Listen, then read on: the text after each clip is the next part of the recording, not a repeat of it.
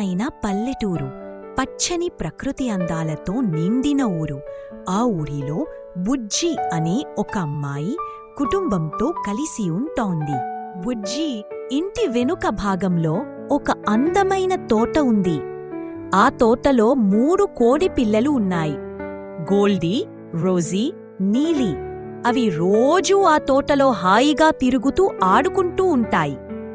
ఒకరోజు అవి ఆడుకుంటూ పక్కనే ఉన్న చెట్టు మీద ఒక చిలుకని చూస్తారు. ఆ చిలుకమ్మ చాలా అందంగా ఉంటుంది. కోడిపిల్లలు చిలకమ్మతో స్నేహం చెయ్యాలని అనుకుంటారు. చిలకమ్మతో ఇలా అంటారు, హై చిలుక, నువ్వు చాలా బాగున్నావు, మాతో స్నేహం చేస్తావా?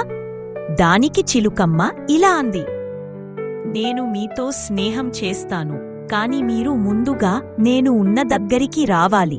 మీరు నేను ఉన్న చోటకి వస్తే మనం రోజూ మంచిగా మాట్లాడుకోవచ్చు. ఈ చెట్టు మీద ఉన్న పండ్లని తినచు అని అంది. మేము అంత ఎత్తుకి ఎగరలేము అని గోల్డీ అంది. దాంతో చిలకమ్మ, 1 వారం రోజులు సమయం తీసుకొని ప్రయత్నించండి, ప్రయత్నిస్తే ఏదైనా సాధ్యమవుతుంది అని అంది. గోల్డీ చెట్టు వంక చూసి, నా వల్ల అస్సలు కుదరదు అని ప్రయత్నం చెయ్యకుండానే వదిలేసింది.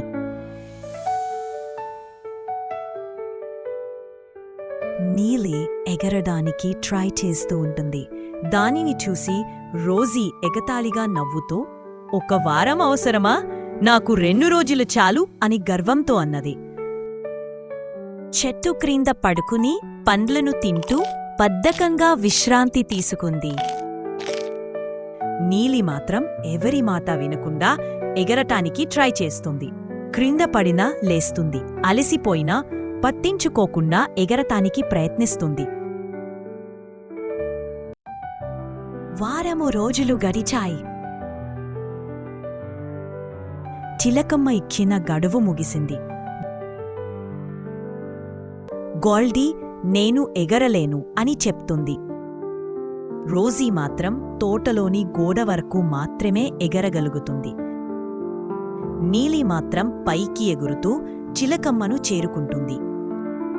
ఇద్దరూ మాట్లాడుకుంటూ చెట్టుమీద ఉన్న పండ్లను తింటాయి.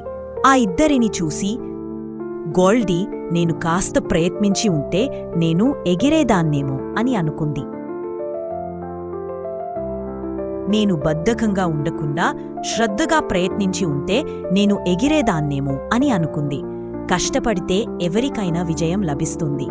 ఏ పనినా మొదట్లో కష్టమనిపించొచ్చు. మనం పడిపోతాం, తప్పులు చేస్తాం, కాని వాటి వల్ల నేర్చుకుంటూ మళ్ళీ మళ్ళీ ప్రయత్నిస్తే చివరకు మనం గెలుస్తాం.